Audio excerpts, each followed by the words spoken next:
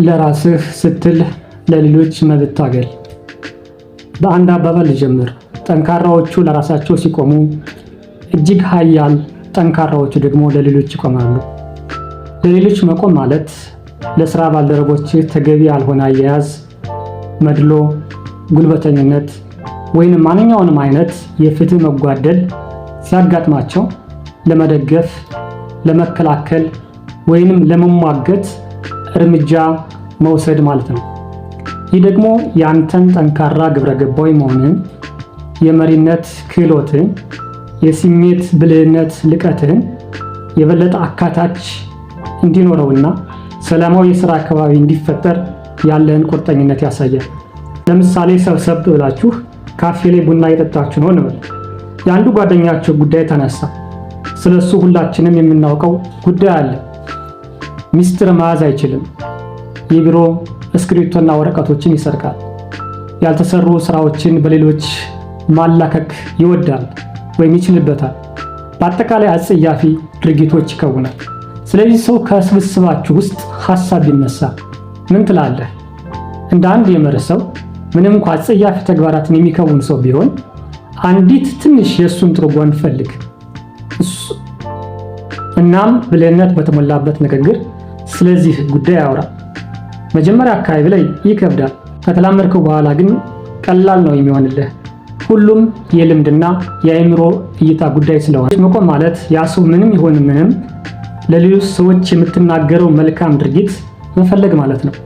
ይህ የተለያየ ስም ሊያሰጥ ይችላል።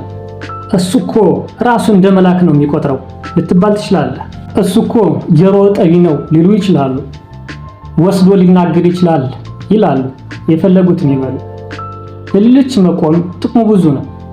ፍትሃዊነትንና መከባበርን ስለሚያሰፍንልን፣ በቡድን መስራትንና እምነት መጣልን ስለሚያሳድግልን፣ ባህልን ለማዳበር ስለሚረዳን፣ አእምሮ ጤናን ለመጠበቅ ስለሚያስችልን ለሌሎች መቆም አስፈላጊ ነው። እምነት ለመፍጠር ከፈለግን የሚከተሉትን ሐሳቦች ለመተግበር መጣር አለብን።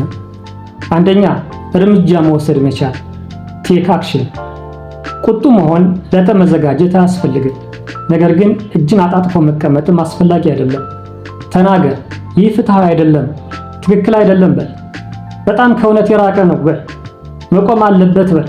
ሌሎችም ከጎን እንዲሆኑ ማነሳሳት መቻል አለብህ። ሁለተኛ፣ ጉልበተኝነትን አታበረታታ። አንዱ የሌሎችን መብትና የመኖር ዋስትና የሚጥስ ማን አለብኝነት ስለሆነ ታታ አንተም አትሁን። ሶስተኛ፣ ጓደኞችህ ለራሳቸው መብት እንዲቆሙ አበረታታቸው። ምክንያቱም ብዙ ሰዎች መገፋትን፣ መበደልን፣ መጨቆንን፣ ኢፍትሃዊነትን ሲታገሉ ጉልበተኝነት እየቀዘቀዘ በውይይት ማመንና ፍትሃዊነት እየጨመረ መምጣቱ አይቀሬ ዕጣ ፈንታ ነው። አራተኛ፣ አንተ በቀጥታ ማድረግ ማትችል ከሆነ ለሌሎች ማሳወቅ። አንተ በቀጥታ መሳተፍ ባትችል እንኳን ለቤተሰብ፣ ለመምህራን ወይም ሌሎች ማህበረሰቡ ላይ ላቅ ላሉ ሰዎች በመንገር ድጋፍ ማግኘትና ተበዳዮችን ለመከላከል መሞከር ይቻላል። አምስተኛ፣ ለህግ አካላት ማሳወቅ። የሁኔታውን አንገብጋቢነት ከተረዳህ በቂ የሆነ ማስረጃ ወይም መረጃ ከያዝክ በኋላ ለህግ አካላት ማሳወቅ ሌላኛው ጠቃሚ ጉዳይ ነው። ስድስተኛ፣ ለሌሎች ለመቆም የሚያስፈልጉ ባህሪያት የሚከተሉት ቢሆኑ መልካም ነው። ምክንያቱም ራሱን የቻለ ስነ ምግባር ካላስክ ለሌሎች መቆም እሱም ተገቢ ስላልሆነ። አንደኛ፣ ርህራሄን ማሳየት። የሌሎችን ስሜት ለመረዳት የሰዎችን ስሜት ወይም ለሌሎች ሰዎች ርህራሄ ማሳየት አስፈላጊ ነው። ታማኝ መሆን። ነገሩ ውስብስብ እንኳን ቢሆን ትክክለኛውን ነገር ለማድረግ መጣር ወይም እስከ መጨረሻው ድረስ መታገል አስፈላጊ መሆኑን መገንዘብ፣ ታማኝነት ባህሪ ሊኖርህ ይገባል ማለት ነው።